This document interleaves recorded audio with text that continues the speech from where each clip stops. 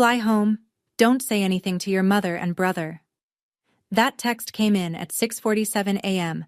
while I sat on a sunlit balcony in Hilton Head Island, watching my mother laugh for the first time in 21 years, at something my brother said. An unknown number. No name. 7 words that turned my stomach to ice. 12 hours later, I was standing in the arrivals hall of Hartford Bradley Airport.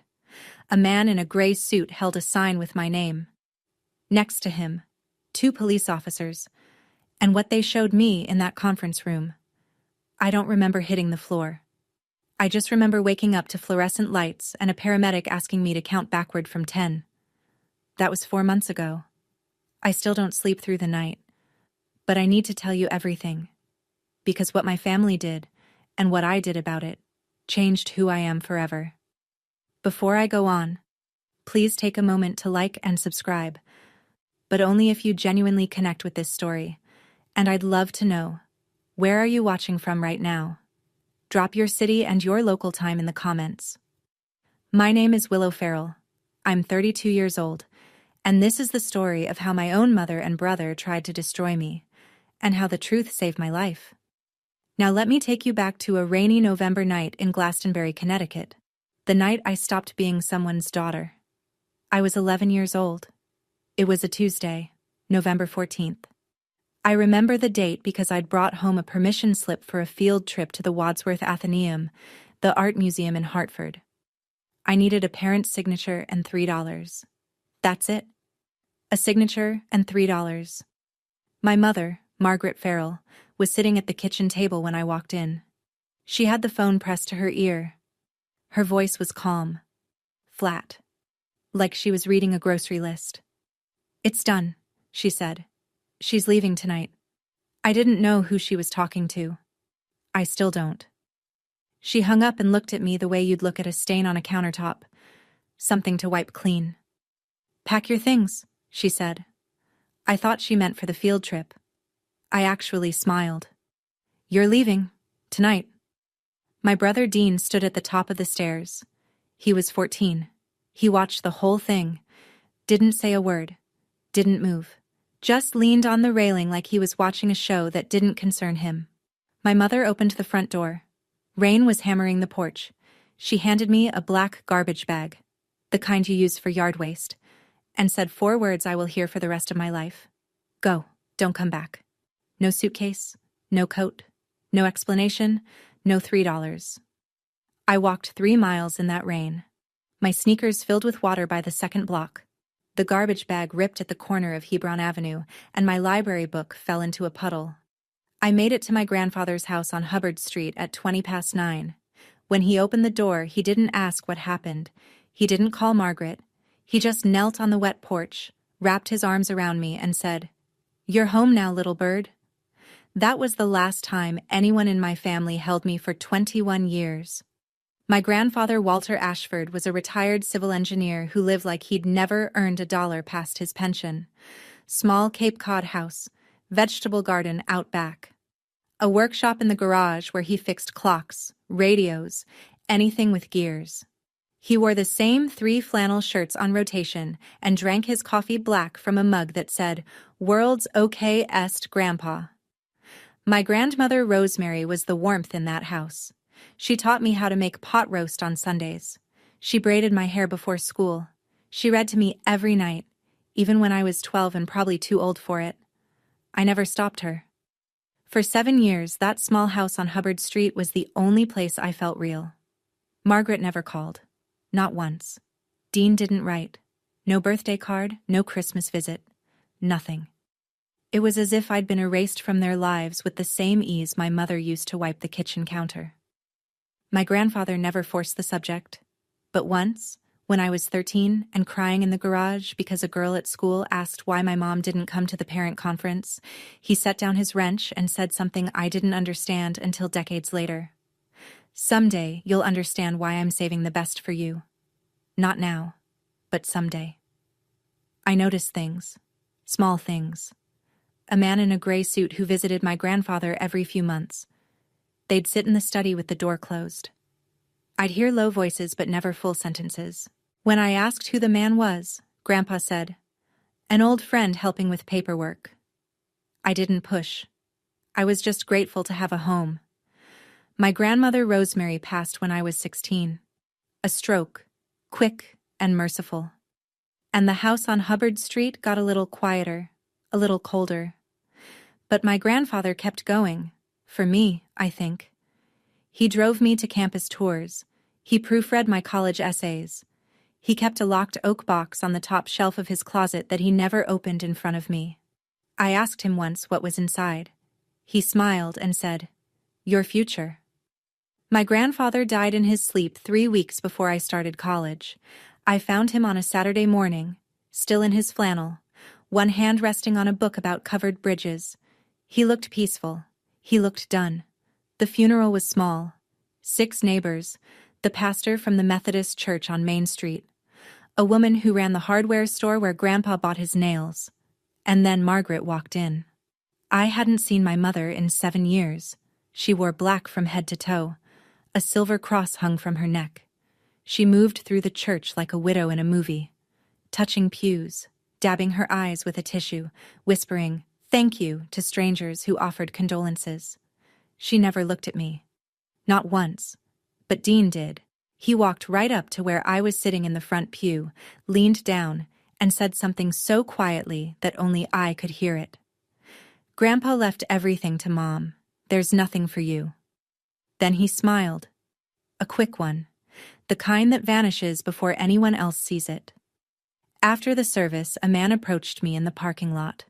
Gray suit. I recognized him. The man who used to visit Grandpa's study. "Miss Farrell," he said. "My name is Thomas Mercer. I was your grandfather's attorney for 30 years. He held out a cream-colored envelope, sealed with wax. Old-fashioned, deliberate. "Your grandfather asked me to give you this when the time is right." He paused. "The time isn't now, but keep my card." I took the card. I took the envelope. I put both in my wallet and didn't touch them again. I rode the bus back to my dorm alone that night.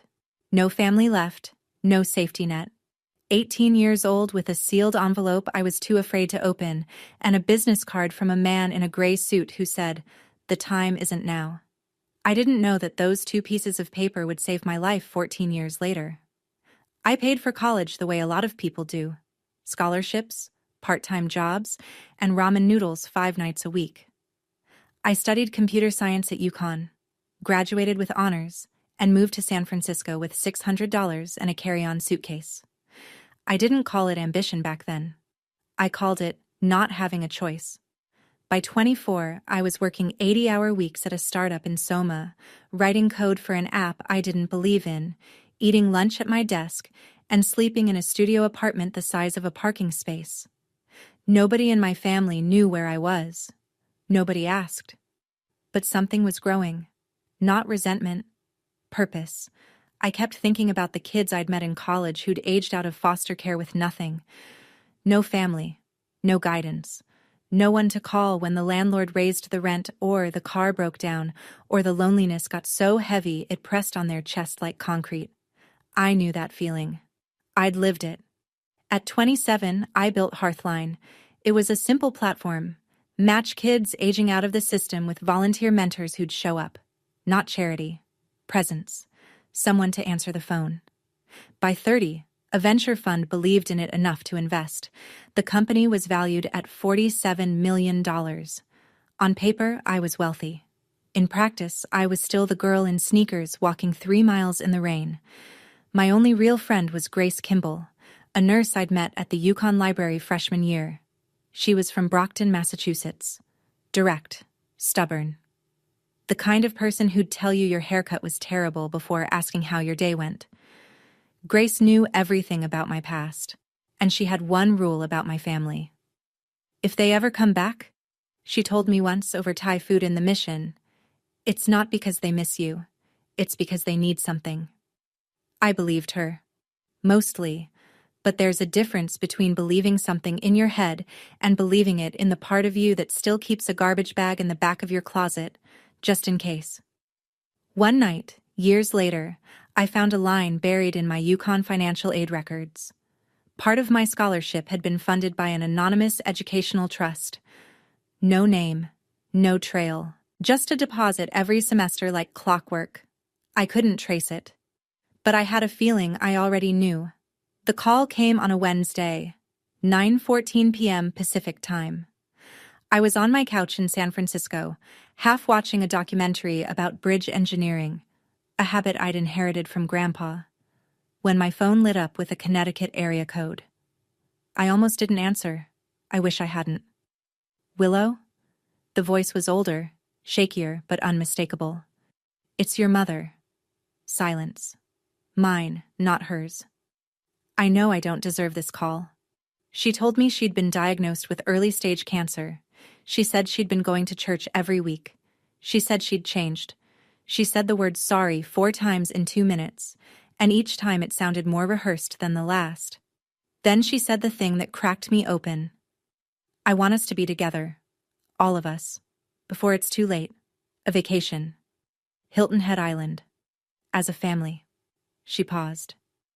Dean wants to apologize too. I said no. She cried. I hung up and called Grace. Cancer card? Grace said. Classic manipulation. Don't go. I didn't sleep for 3 nights. I stared at the ceiling and argued with myself the way only someone who's been abandoned can argue. Half logic, half that desperate little voice that still whispers, maybe this time will be different. On the 3rd night, I picked up the framed photo on my nightstand. Me and Grandpa, sitting on his porch, the summer I was 15. He was smiling like he knew something I didn't. He'd want me to try. I was sure of it. I called Margaret back. I'll come. 3 days. Not 5. I'm booking my own flight and my own room. She agreed to everything instantly. No pushback? No negotiation. That should have been my first warning. 20 minutes later, a text from an unknown number. Be careful. 2 words. No name. I thought it was spam. I deleted it. That was my second warning. And I missed it completely. Hilton Head in late September is the kind of beautiful that feels borrowed, like it can't possibly last. Spanish moss, salt air, sunset light that makes everything look like a painting someone forgot to sign. I flew into Savannah and drove the 45 minutes to the resort, a beachfront property, valet parking, the kind of place that puts orchids in the lobby and charges $12 for orange juice. Dean had booked it. I didn't ask with whose money. Margaret was waiting in the lobby. She looked smaller than I remembered. Thinner. Her hair had gone silver at the temples, and she wore a pale blue cardigan that made her look like a Sunday school teacher. When she saw me, she opened her arms and started crying before I even reached her. You're so beautiful, she said into my shoulder. You look just like your grandmother. Dean stood behind her, taller now, broader, a pressed linen shirt, leather watch, salon-quality smile. He extended his hand like we were meeting at a business conference. Hey sis, long time. He introduced his girlfriend, Amber Jennings. 28. Blonde hair, straight teeth, quick laugh. She shook my hand with both of hers and said, I've heard so much about you. In a voice that sounded like customer service. Dinner that first night was almost normal. Almost. Margaret talked about her church group. Dean talked about his real estate career. Amber laughed at all of Dean's jokes. Nobody mentioned the 21 years, but I noticed things. Dean asked twice what I did for a living. Then he asked if I rented or owned. Then, are you comfortable? Financially, I mean. Families should take care of each other. I gave vague answers, smiled, ate my fish, and when I got back to my room, I checked my phone. A new text from that same unknown number. Did your brother ask about money yet? This time, I didn't delete it. I took a screenshot. The next morning, Margaret suggested family photos on the beach. Something to remember this by, she said. I agreed. What harm could photos do? Plenty, it turns out, when your mother uses them as a stage. She flagged down a resort employee to take the pictures, and while the young woman adjusted the angle, Margaret leaned in and said, loud enough for everyone nearby to hear, My daughter came back to me after years of running away. She's always been the stubborn one. Running away. As if I'd left by choice. As if I hadn't been pushed out a door at 11 with a trash bag in the rain. I didn't correct her.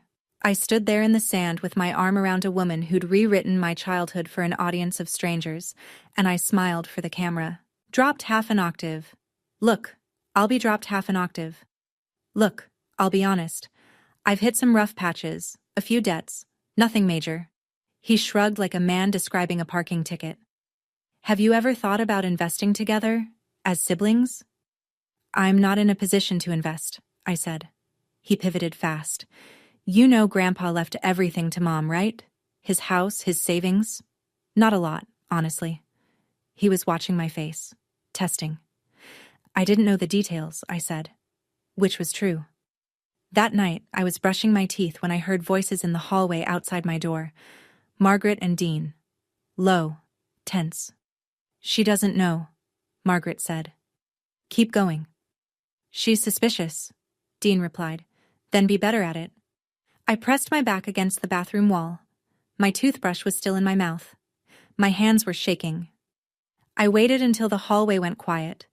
Then I picked up my phone and texted the unknown number. Who are you? 3 minutes passed. Then, someone your grandfather trusted. Morning, day 3. The last day I'd agreed to stay. Dean came to breakfast carrying a manila folder. He set it on the table between the salt shaker and the butter dish, casual as a newspaper. So, I've been looking into Grandpa's estate, he said. Turns out there's property and accounts that were never properly distributed. He opened the folder and slid a stapled document toward me. Mom and I think it's fair if we all sign this, just to consolidate things under one family trust. I picked it up. The header read, Family Trust Agreement, Ashford/Farrell Estate. I'm not a lawyer, but I've spent 5 years reviewing contracts for my company. I know what a power of attorney clause looks like when it's dressed up in family language. And this document was handing Dean full control over every asset tied to the Ashford name. I need time to read this properly, I said. It's just a formality. Dean leaned back. Mom already signed. Margaret pulled my hand back. I said I need time. Pulled my hand back. I said I need time. Dean's jaw tightened. Amber glanced at him, then looked down at her phone. Back in my room, I photographed every page and sent the images to my attorney in San Francisco.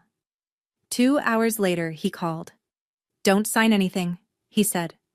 This document would give your brother control over assets you might not even know you have. I sat on the edge of the bed. My phone buzzed. The unknown number. Longer this time. Fly home. Don't say anything to your mother and brother. There's a flight at 6 a.m. from Savannah. Take it. A car will be waiting at Hartford. Don't be afraid. I sat on that bed for an hour staring at the message. My hands were shaking. I kept thinking, what if this is a scam? What if someone is trying to separate me from my family again? But then I thought, what family? The one that kicked me out at 11? The one that just slid a trap across the breakfast table and called it legacy? I had to choose, and I chose to trust a stranger over my own blood. Would you have done the same? I still don't know if it was courage or just survival instinct.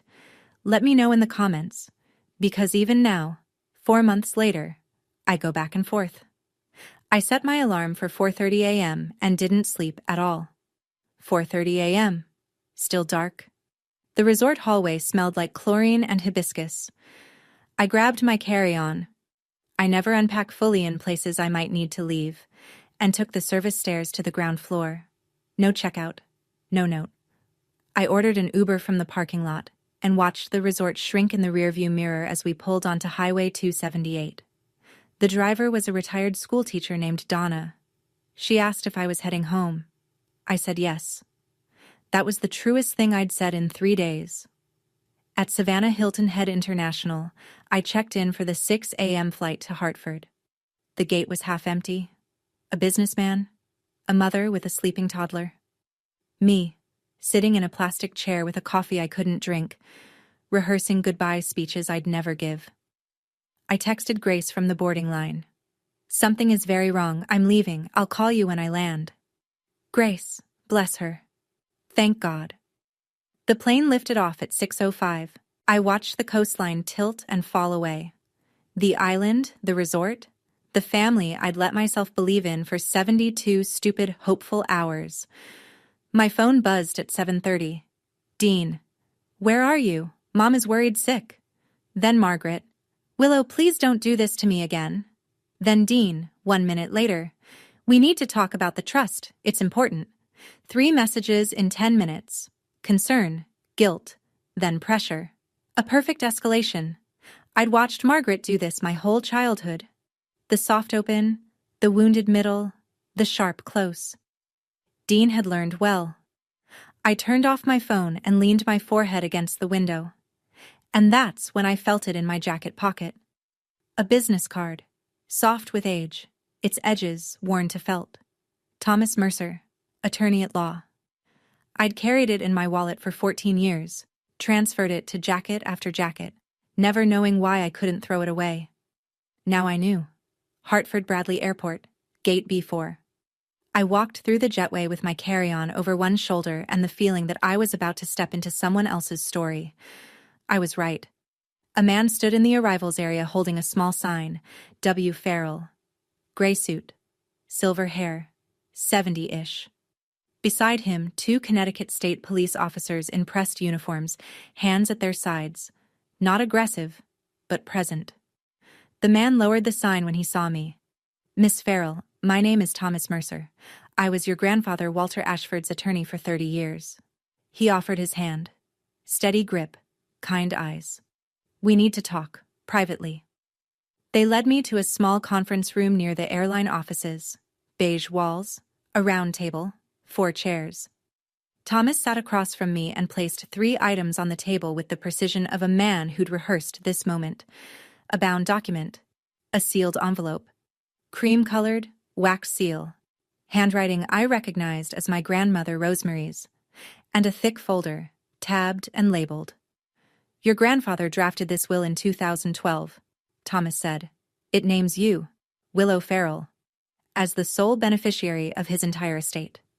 I stared at him. That includes the house on Hubbard Street, savings accounts, investment holdings accumulated over 40 years. He paused. The estimated value is $2.8 million. The room tilted. I gripped the table. He instructed me to execute the will when 2 conditions were met. First, you turned 32. Second, your family made contact with you. Why those conditions? Because he knew they'd only come back if they found out about the money. Thomas opened the thick folder. But that's not why the police are here. He spread a series of printed screenshots across the table, text messages, between Dean and a contact saved as V. The first one read, "She's here. Room 412. If she doesn't sign by Thursday, go to Plan B." The reply, "Plan B costs double." Dean's response, "Whatever it takes." Thomas introduced the woman sitting quietly at the end of the table. I hadn't noticed her when I walked in, which I'd later learn was the whole point. "This is Rachel Dunn," Thomas said. "Private investigator. I hired her 6 weeks ago, the day your mother called you." Rachel was compact, 40s, short brown hair, no jewelry, a face that gave nothing away. She opened a laptop and turned it toward me. "Your brother owes $340,000, she said. "Mostly online gambling. His creditors are not patient people." She clicked through a timeline. Dean had discovered the will 6 months earlier by breaking into the vacant house on Hubbard Street and finding a draft copy in Grandpa's desk. "He told your mother." Together, they devised the vacation plan. Rachel's voice was clinical, precise. Step 1. Reconnect. Step 2. Get you to sign the family trust document, transferring control to Dean. Step 3. She pulled up a new set of messages. Dean to V, a man named Victor, with a criminal record for aggravated assault and extortion. If she doesn't sign, we go to Plan B. What's Plan B? Make it look like an accident. She doesn't know anyone here. Balcony. Pool. Whatever's clean. I read it 3 times. The words didn't change. Your brother was arranging your murder, Rachel said. Then she showed me the message I couldn't look away from. Dean, to Margaret. Time-stamped 2 days before the trip. She's not signing. We may need the backup plan. Margaret's reply. Do what you have to do. Just keep me out of it. My own mother. 8 words. No hesitation. I stood up. I said, Excuse me. I walked to the restroom at the end of the hall. I locked the door. And I cried in a way I hadn't cried since I was 11, standing in the rain with a garbage bag. My whole body convulsed. The fluorescent light buzzed above me like a hive. When I came back to the table, my eyes were swollen and my voice was raw, but I was done falling apart. What do we do now? I said. Thomas began explaining the next steps. Legal filings, coordination with law enforcement, protective measures. He was halfway through a sentence about a restraining order when the room narrowed to a pinpoint and the floor rushed up to meet me. I woke on my back. A paramedic was kneeling beside me, pressing 2 fingers to my wrist. You're okay, he said. Your blood pressure dropped. Can you count backward from 10? I counted. I stared at the ceiling tiles. I thought about Grandpa opening the door in the rain, kneeling on the wet porch, not asking questions. He knew this would happen. Maybe not the details. Not Victor, not the balcony, not the pool. But he knew the shape of it. He knew what Margaret and Dean were capable of, and he spent his last years building a wall between them and me. Thomas sat in the chair beside me, patient as a clock. He handed me a paper cup of water. Take your time, he said. But don't take too long. Your brother doesn't know you've left yet. I sat up, drank the water, steadied my voice. I don't want revenge, I said. I want the truth on the table. All of it. Thomas nodded like he'd been waiting for exactly those words. Then he reached into his briefcase and set down the sealed envelope. Cream-colored, wax seal, my grandmother's handwriting. The same one he'd given me at Grandpa's funeral 14 years ago. You never opened it, he said. I hadn't. I'd carried it across 6 apartments, 4 cities, and 1 entire career. It had traveled in jacket pockets and shoeboxes and the bottom of filing cabinets. I'd touched it 100 times and never broken the seal.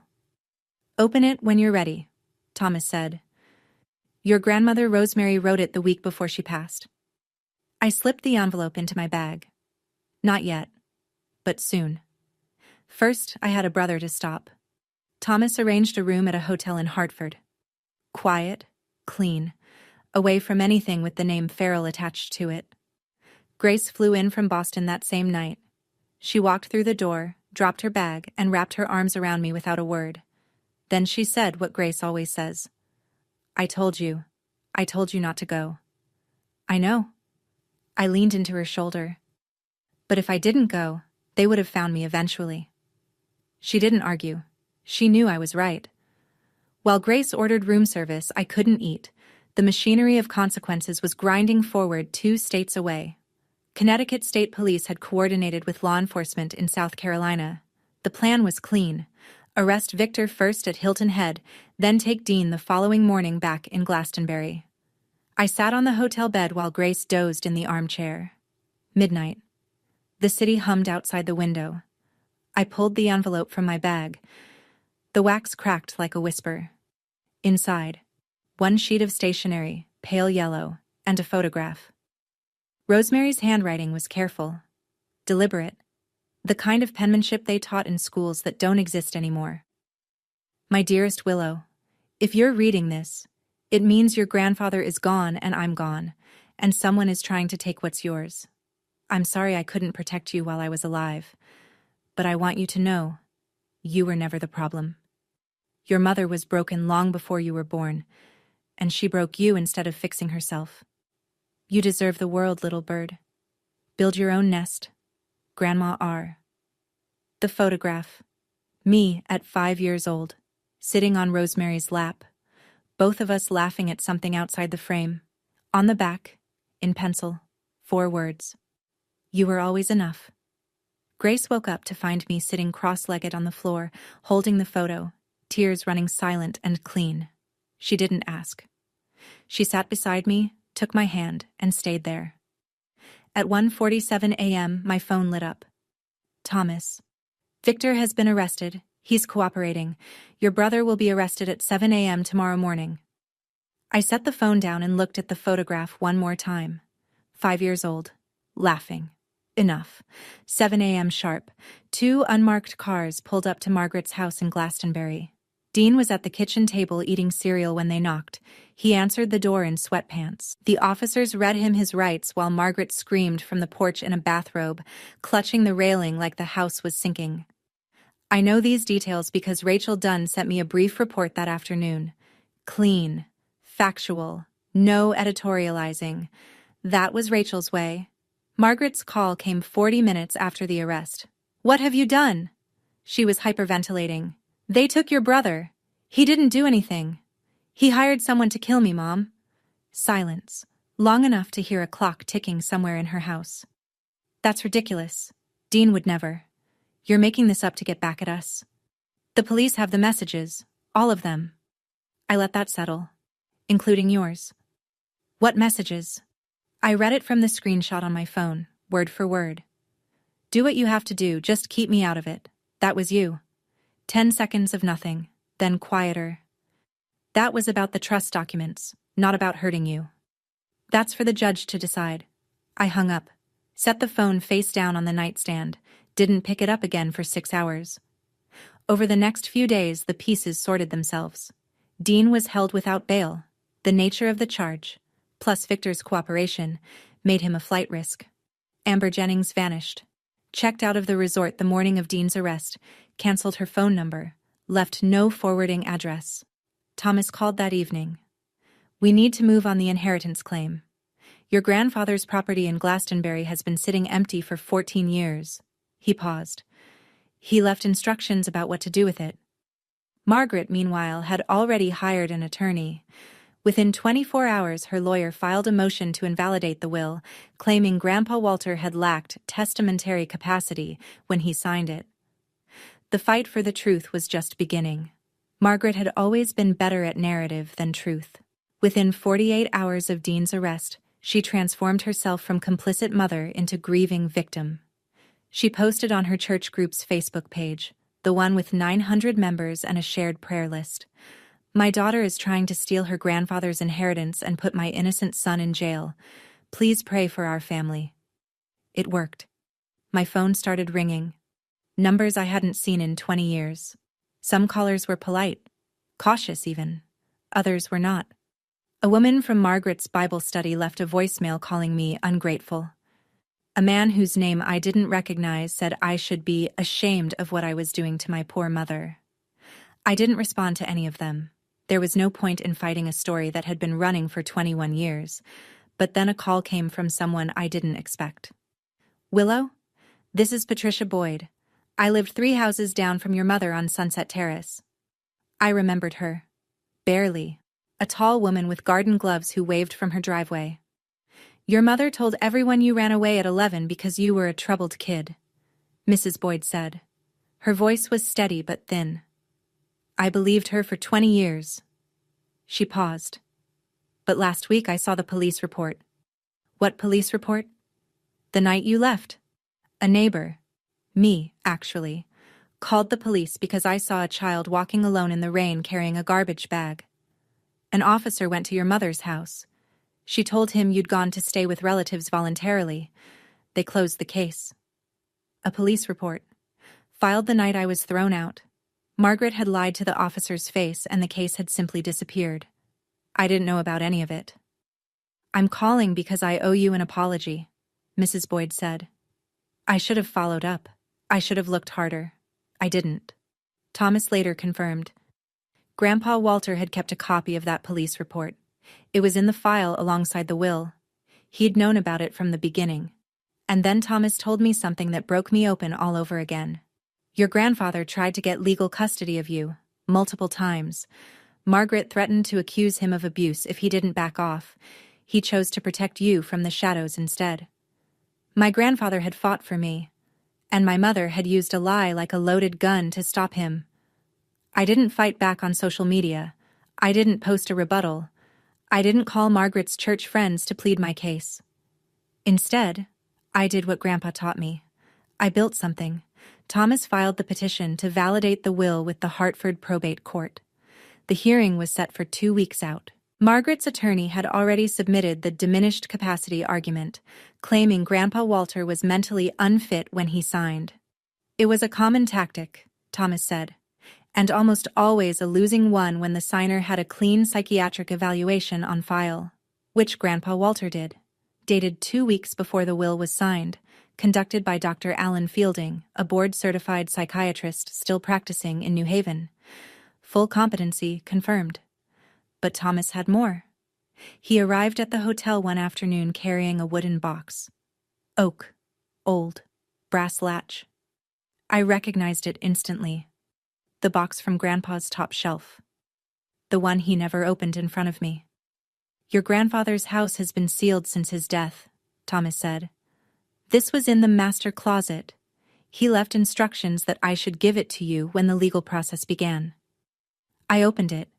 Inside, 7 leather-bound notebooks, Grandpa Walter's handwriting, a diary spanning 7 years, from the year I moved in to the year he died.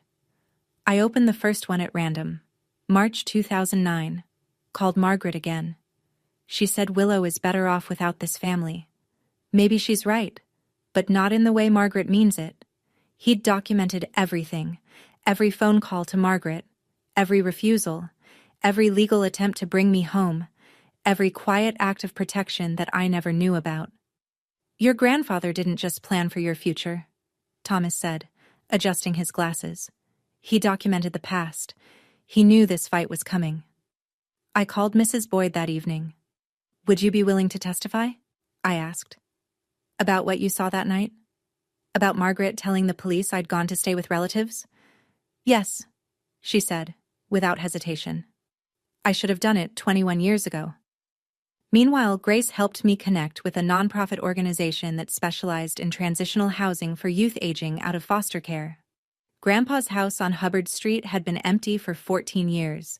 His will included a specific note about the property, not a clause, not a condition. Just a line in the margins of his own handwriting. For the children who need a door opened. I was starting to see the full picture now.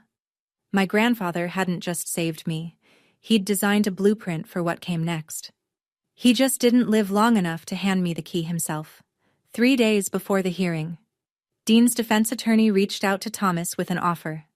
Dean would plead guilty to criminal solicitation, a lesser charge, in exchange for Willow not pursuing civil damages. Thomas relayed the message over the phone. I don't want his money, I said. I want him to face what he did. That same afternoon, Margaret called. Not crying this time. No church voice. No trembling hands you could hear through the speaker. This Margaret was the one I remembered from childhood. The real one. Cold. Measured. Stripped of performance. Drop the charges, she said. Walk away, or I will make sure every person in this state knows what kind of daughter you are. What kind is that? The kind who destroys her own family. I let the silence sit for 3 full seconds. You destroyed this family 21 years ago on a rainy Tuesday night, I said. I was just the evidence. I hung up. Thomas spent that week assembling everything. The validated will, the psychiatric evaluation, the police report from 2003, Walter's diaries, the text messages between Dean and Victor, the text between Dean and Margaret, Mrs. Boyd's sworn statement, Rachel Dunn's investigative report. The courtroom will be full, Thomas warned me. Margaret's church friends, neighbors, local press may show up. Good, I said. The truth works best in the open. That night, alone in the hotel, I returned to the oak box. I'd read most of the diaries, but at the very bottom, beneath the last notebook, I found something I hadn't noticed before. A savings book, a college education fund. The name on the account, Willow Farrell. Opened the day I was born. The final entry was a deposit dated 3 months before Grandpa died, and on the last page, in his careful engineer's handwriting, for the nest you'll build yourself. Sitting there, holding that savings book with my name on it, a name my grandfather wrote on the day I was born, I realized something. He never forgot me. not for a single day. Even when I thought I was completely alone in the world, someone was quietly building a floor beneath me so I wouldn't fall through. I wonder, have you ever discovered, years later, that someone loved you in silence? That the luck you thought you had was actually someone's careful, invisible plan to keep you safe? If you have, I'd love to hear about it in the comments. I think we don't say these things often enough. I closed the box, set my alarm, and laid out my clothes for court. Tomorrow, the truth would have a room full of witnesses.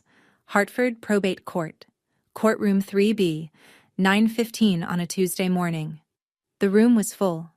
Margaret's church friends filled one side, a cluster of women in modest blouses, clutching purses, whispering. On the other side, Mrs. Boyd in a navy dress. Grace, steady as a wall. 2 reporters from the Hartford Courant with notebooks open, a sketch artist. And scattered throughout, neighbors from Glastonbury who'd come because small towns run on stories, and this was the biggest one in decades. Margaret sat at the respondents' table. Black dress, silver cross, a tissue balled in her right hand. Her attorney, a slender man with rimless glasses, shuffled papers with a confidence that would dissolve within the hour. The hearing opened. Margaret's lawyer presented the diminished capacity claim. He described Walter Ashford as elderly, isolated, possibly influenced by his attorney. He said the word confused 3 times. Thomas stood. He placed the psychiatric evaluation on the judge's bench. Signed, dated, unambiguous. Full cognitive competency, confirmed by Dr. Alan Fielding, 2 weeks before the will was executed. Then he opened the diary. He read aloud the entry from November 14th, 2003. The night I was thrown out. Grandpa's handwriting. Grandpa's words. Margaret called at 9 p.m., said she put Willow out. The child walked 3 miles in the rain to my door. She was 11. She was shaking. I called Margaret back. She said, "Keep her. I don't want her." The courtroom went quiet. Not church quiet. Grave quiet. Margaret shot to her feet. "That's a lie. He made that up." "Sit down, ma'am," the judge said. Thomas called Mrs. Boyd to the stand. She walked slowly, hands folded. She described the night, the rain, the child, the garbage bag, the 911 call. She described the officer going to Margaret's house. She described what Margaret told him. She said her daughter had gone to stay with family, Mrs. Boyd said, voluntarily. She looked directly at Margaret. That was a lie. I watched that little girl walk down the street soaking wet. There was nothing voluntary about it. One of the church women in the back set down her purse and didn't pick it up again. During the 15-minute recess, Margaret crossed the aisle and grabbed my wrist. Her grip was tight. Her eyes were dry now. No performance left. "You're killing me," she whispered. "Is that what you want?" I looked down at her hand on my arm. I removed it, gently, finger by finger, and met her eyes. "No, I just want the truth to have a voice." The judge returned. The room rearranged itself into silence. Thomas presented the final pieces, the psychiatric evaluation. The 2 signing witnesses, Dr. Alan Fielding and Martha Bowen, the town librarian. Both still alive, both prepared to confirm. The 20-year chain of custody that Thomas had maintained on every document. Clean, unbroken, airtight. The judge reviewed the file for 8 minutes that felt like 80. Then he spoke. "The court finds the will of Walter H. Ashford to be valid and duly executed. The petitioner, Willow Farrell, is recognized as the sole designated beneficiary." Margaret's head dropped. Not dramatically, not the way she'd performed grief at the funeral. This was real. Her shoulders folded in. Her attorney put his hand on her arm, and she shook it off. No one from the church pews moved to comfort her. Thomas wasn't finished. He informed the court that evidence pertaining to a related criminal matter, the conspiracy involving Dean Farrell, was being entered into the public record and forwarded to the criminal division. He presented the text messages, all of them. Dean to Victor. "Make it look natural. She doesn't know anyone here." Victor to Dean. "Plan B costs double." Dean to Margaret. "She's not signing. We may need the backup plan. And Margaret, in 8 words that echoed through that courtroom like a gunshot. Do what you have to do. Just keep me out of it. The church women stared at Margaret as if she'd removed a mask they didn't know she was wearing. A reporter scribbled so fast her pen scratched audibly against her notepad. The judge noted that the criminal prosecution of Dean Farrell for criminal solicitation would proceed separately. Potential maximum sentence, 20 years. He turned to Margaret. Ma'am, the contents of your communications may be subject to further review by the state's attorney. I'd advise you to consult your counsel. Margaret didn't move. She sat perfectly still, staring at the table, as if the world had gone on without her and she was just now noticing. I stood up, walked past her, didn't look down. You've won, she said to my back. Quiet, stripped. Happy now? I stopped. Didn't turn around. This was never about winning. I kept walking. Outside the courthouse, the September sun was almost offensive in its brightness. The world hadn't stopped. Traffic hummed. A man across the street was eating a hot dog. A reporter from the Current approached me on the steps. She was young, late 20s, ponytail, a recorder in her hand. Ms. Farrell, do you have a comment? I'd been thinking about this moment since the night I opened Rosemary's letter. Not rehearsing. Deciding. What does a person say when the worst of her life becomes public record? She says what matters next. My grandfather Walter Ashford spent his life building things, I said. He built houses. He built futures. And even after he was gone, he built mine. The reporter waited. His home in Glastonbury has been empty for 14 years. I'm turning it into a transitional home for young people aging out of foster care. It's what he wanted. He wrote it down. What will it be called? Ashford Nest. I paused, because my grandmother once told me, build your own nest. Behind me, I heard Mrs. Boyd make a sound, a small intake of breath that turned into a sob she caught with her hand. The reporter asked the question I knew was coming. What about your mother? That's a private matter. Do you forgive her? 3 seconds of silence. I let them pass. Forgiveness is a process, I said. But boundaries are a decision. I've made mine.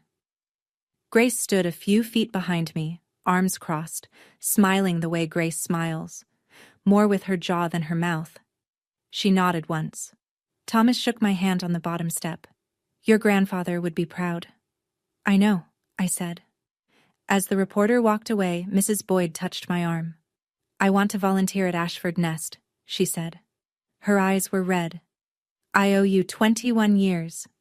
Then she added quietly, there are 3 other neighbors who saw things back then.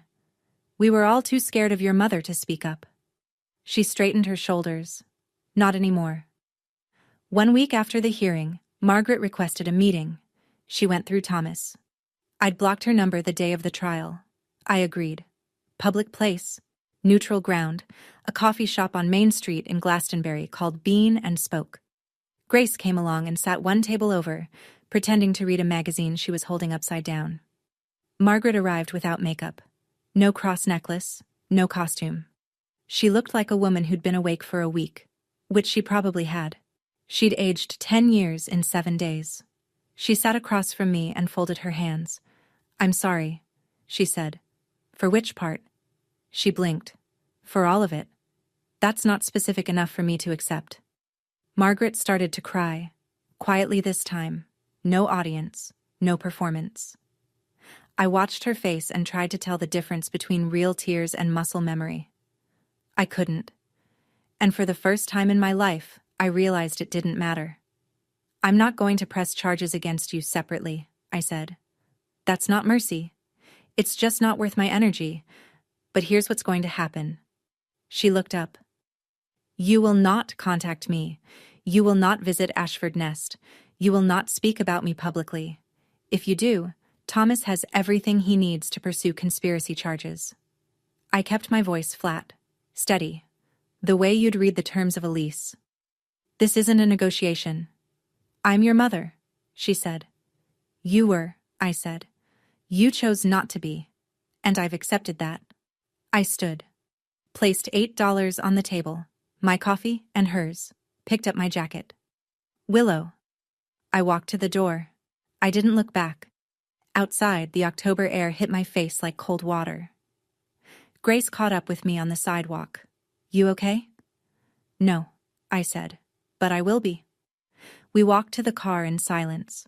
Behind us, through the window of Bean and Spoke, Margaret Farrell sat alone at a table for two, both coffees untouched, staring at nothing. The criminal trial came 3 months later. Dean's attorney advised him to take the plea. The evidence was a mountain, and Victor, the man Dean had hired, was cooperating fully in exchange for a reduced sentence. There was no angle left to play. Dean pleaded guilty to criminal solicitation.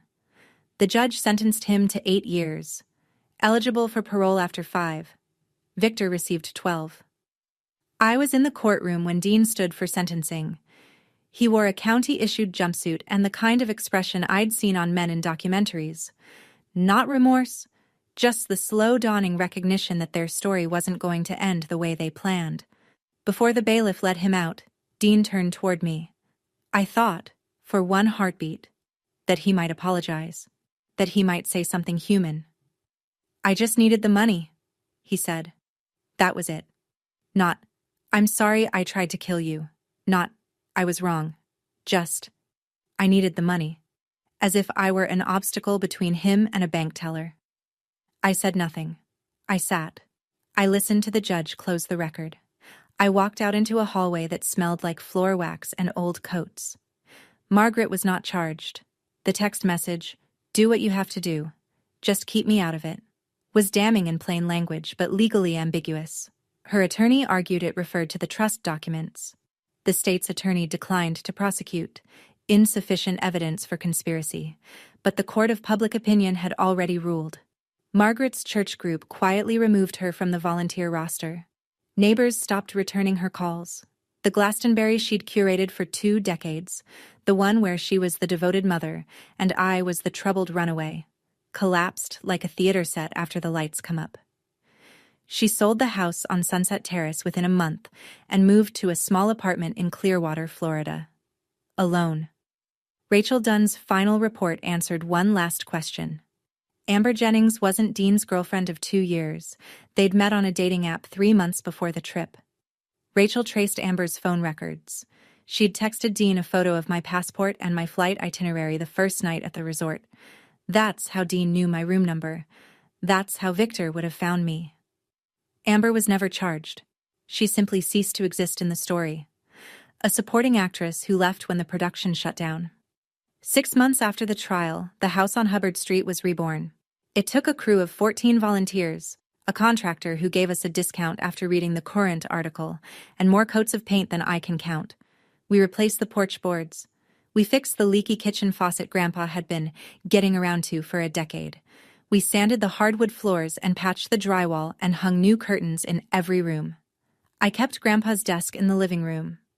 On it, I placed the framed photograph of Rosemary and me, the oak box with his diaries inside, and a fresh mug of black coffee every morning, even though no one drank from it. Mrs. Boyd ran the daily operations. 4 other neighbors joined the volunteer board. People who'd spent 20 years believing Margaret's version of events, and now showed up with casseroles, cleaning supplies, and the quiet guilt of having looked the other way. Grace signed on as the health advisor. She drove down from Boston every other weekend and reorganized the medicine cabinet 3 times.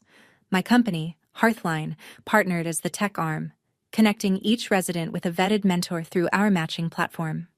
We opened with 3 teenagers. The ceremony was small. No press. No ribbon cutting.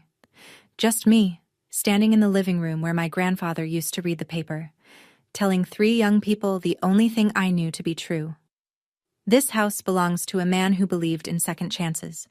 He gave me one. Now it's yours. A girl named Lily, 16, close-cropped hair, arms crossed tight against her chest like she was holding herself together, raised her hand. "Did your family throw you out too?" "Yes," I said. "And you turned out okay?" I thought about it. Not for drama, because I wanted to give her an honest answer. "I turned out honest," I said. That's better than okay. Lily uncrossed her arms. Just slightly, but I noticed. It happened on a Sunday. I was cleaning out the last of Grandpa's closet, the shelf behind the oak box, where old shoe boxes and tax folders had been stacked since the Clinton administration. At the bottom of the pile, I found a manila envelope, thick, heavy, sealed with clear packing tape and labeled in Grandpa's handwriting, "For Willow, when she's ready." Inside, 17 documents. Each one a petition for legal guardianship of a minor child, me, filed with the Connecticut Superior Court. The first was dated June 2003, 7 months after I arrived at his door. The last was from 2012, 2 years before he died. 17 petitions, 17 denials. Every single one had been contested by Margaret. Her objections were consistent. Walter Ashford is elderly. Walter Ashford is in declining health. Walter Ashford cannot provide a stable home environment. The same lies, copy-pasted year after year, stamped and filed by a woman who hadn't set foot in her father's house since she threw her daughter out of her own. I sat on the closet floor with the petitions fanned out around me like a collapsed deck of cards.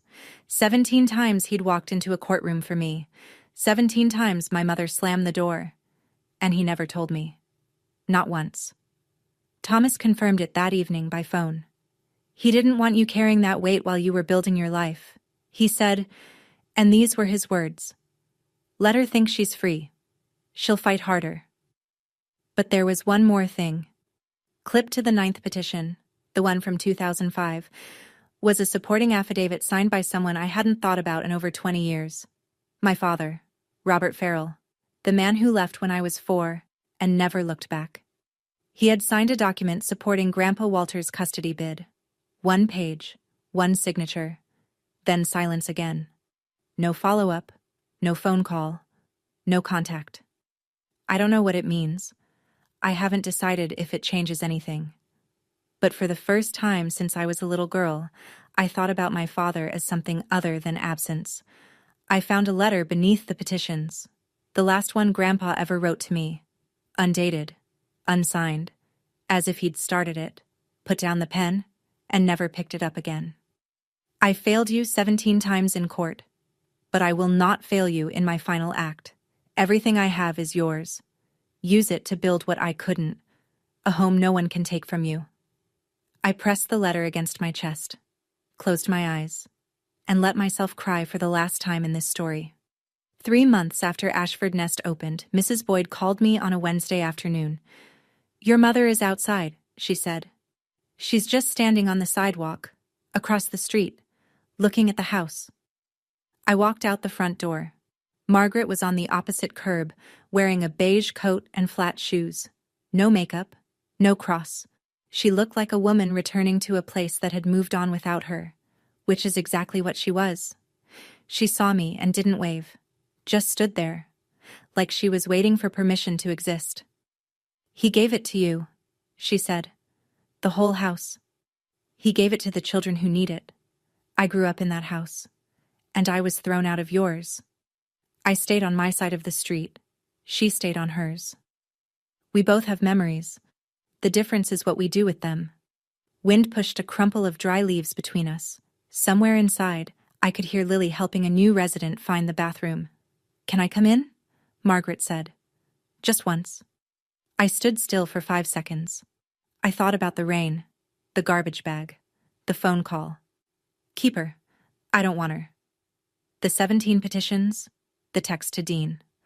I thought about all the rooms in my life that Margaret had either locked me out of or tried to break into. "No," I said. "This is their safe space, not yours." She nodded. Not dramatically, not with tears. Just a small, tired movement of her head, the kind you make when the doctor gives you the result you already expected. She turned and walked down Hubbard Street. Slowly, hands in her pockets. She didn't look back. I watched until she turned the corner and disappeared. Lily appeared behind me in the doorway. "Who was that?" I looked at the empty sidewalk where my mother had been. "Someone who lost something she can't get back." I stepped inside and closed the door. 1 year later, and the house on Hubbard Street is never quiet. There's always someone microwaving leftovers at odd hours, someone playing music too loud in the upstairs bedroom, someone sitting at the kitchen table with a textbook open and a look on their face that says, I might actually pull this off. It's not tidy. It's not cinematic. It's the kind of beautiful that comes with scuff marks on the baseboards and a chore wheel that nobody follows perfectly. 14 teens have passed through Ashford Nest. 6 have moved into their own apartments. 2 are in community college. 1 got a full scholarship to Central Connecticut State. The others are still here, still figuring it out, still learning that a safe place doesn't mean a perfect place. Hearthline crossed 3,000 mentor matches last quarter. I split my time between San Francisco and Glastonbury. 2 coasts, 2 lives, 1 purpose. I started therapy in the spring. I know, the woman who built a $47 million company from a dorm room couldn't figure out she needed a therapist. But I'd spent 20 years treating resilience like a replacement for healing. My therapist, a calm woman named Dr. Tran who drinks herbal tea and never lets me deflect, helped me understand that surviving isn't the same as being okay. Being strong doesn't mean being unbroken, she said during our 3rd session. It means healing out loud. I'm working on that. Grace visits Glastonbury every other weekend now. We cook in Grandpa's kitchen using Rosemary's recipes, her pot roast, her cornbread, her peach cobbler that never turns out right but tastes like home anyway. I hung a new photo on the refrigerator. Not Margaret, not Dean. It's me, Grace, Mrs. Boyd, Thomas, Lily, and the Ashford Nest kids, crowded together on the front porch, everyone mid-laugh. It's the kind of family photo nobody planned. It's my favorite thing I own. Thomas called on a Tuesday. I have something for you. Can you come by the office? He'd never asked me to come in person before. Everything since the trial had been phone calls and e-signatures. So I drove to his office in downtown Hartford. A 2nd-floor walk-up above a sandwich shop, which felt exactly right for a man who'd spent 30 years keeping his promises without needing a corner office to do it. He was standing by the window when I walked in. On his desk, a single envelope, cream-colored. No wax seal this time. Just my name in Grandpa's handwriting, slightly more unsteady than the last letter I'd read. Your grandfather left one final letter, Thomas said. He gave strict instructions. Deliver it exactly 1 year after the will was confirmed in court. He paused. Today is that day. I sat down. I opened it. Dear little bird, if Thomas gave you this letter, it means you survived. I knew you would. I'm sorry I couldn't be there to see it. I'm sorry I couldn't fight louder. But I hope you know. Every day you lived on your own, you proved that love isn't about blood. It's about choice. You chose to keep going. You chose to be kind when the world gave you every reason not to be. You chose to build instead of burn. I'm leaving you everything not because you need it, but because you'll use it right. Don't be angry at your mother forever. She's carrying a weight I couldn't lift for her. But don't let her carry it into your house either. Build your nest. Fill it with people who choose you back. I chose you. Every single day. Grandpa Walter. I folded the letter along its creases, placed it in my jacket pocket against my chest. Thank you, I said, for everything. Thomas took off his glasses, cleaned them with his tie, cleared his throat. It was the honor of my career, Willow. We shook hands. I held on a beat longer than usual. He let me. I walked down the stairs, past the sandwich shop, into the afternoon light, carrying a letter from a man who'd chosen me every single day, even the days I didn't know I needed choosing. That evening, Ashford Nest. Dinner was spaghetti. Overcooked, underseasoned, made by a 17-year-old named Marcus who swore he followed the recipe. Nobody complained. 2 kids argued about basketball. Lily stole garlic bread off someone's plate. Mrs. Boyd told everyone to use napkins. After cleanup, Lily found me in the hallway with her laptop. Can you help me with my college essay? What's your topic? She shrugged, looked at the floor, then at me. The people who saved me. I sat on the bench beside her. Write about the person who saved yourself. That's a better essay. She didn't say anything for a second. Then she opened the laptop and started typing. Later, I sat on the front porch. Grandpa's porch. The same spot where he used to drink black coffee from his World's OK-est grandpa mug and wave at Mrs. Boyd across the street. I looked down Hubbard Street, the same road I'd walked in the rain 21 years ago, trash bag over my shoulder, sneakers full of water. The same road Margaret had walked down 3 months ago, hands in her pockets, not looking back. The same road Grandpa had carried me in from the night I arrived at his door. The road hadn't changed, but I had. I pulled out my phone, the photo of Rosemary and me, 5 years old, laughing, always laughing. On the back, in pencil, "You were always enough." I put the phone away, leaned back, breathed in the cold Glastonbury air. Above me, the stars did what they always do, showed up without being asked. That's my story. It's not pretty. It's not tied with a ribbon. My brother is in prison. My mother lives alone in Florida. I don't hate either of them, but I don't open my door for them either. Here's what I learned, and I'm not saying this as advice. I'm saying it as someone who walked 3 miles in the rain at 11 years old and spent the next 2 decades trying to understand why. You don't owe loyalty to people who confuse control with love. You don't owe forgiveness on someone else's timeline. And you absolutely don't owe your silence to protect people who wouldn't protect you. If you're in a family that makes you feel small, that makes you question whether you're worth the trouble of keeping. Let me say this as clearly as I can. Leaving is not betrayal. Boundaries are not cruelty. And building a life they didn't plan for you is not revenge. It's survival. My grandfather knocked on the same door 17 times for me. 17 petitions, 17 refusals. He never stopped. If no one has knocked on yours yet, consider this my knock. Build your nest. Thank you for staying until the end. If this story touched something real in you, hit the like button and share it with someone who needs to hear it today.